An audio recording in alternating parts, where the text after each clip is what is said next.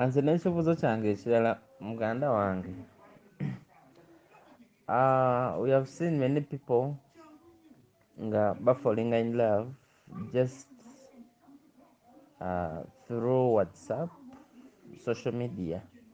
Oli n'alaba munne ku WhatsApp, wayitawo naku kusatu ne beesuubiza eggulu n'ensi ne bagamba nti bali mu mukwano.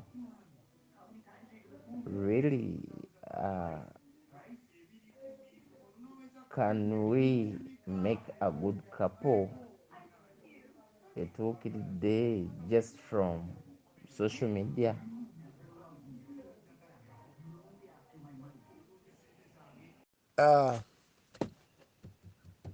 Nana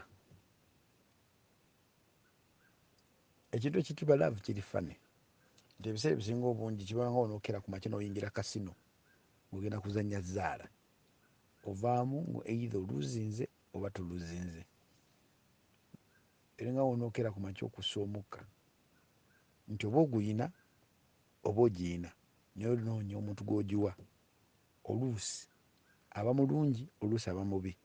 Ku social media kusobola okuvaako omuntu n'owangala naye bulungi nnyo naye kiri nti omukwanya otya era mwetegedde mutya era mwemanya mutya. Tosobola kukeera ku makya kudduka laavu n'oba ofa otya. Laavu so gijja mu kkanisa ku Facebook n'ogijja ku WhatsApp n'ogijjako kiri eri ggwe ne patanaawo omwekwanye mwetegedde mutya era mwewa mutya ekitiibwa okitegeera. Ne mulimu abamu abakifuula omuze nga ye gwe muze gwe akwanira ku WhatsApp ku Facebook nga ku Facebook alinako abakazi nga 5 ku WhatsApp alinako abakazi nga 5.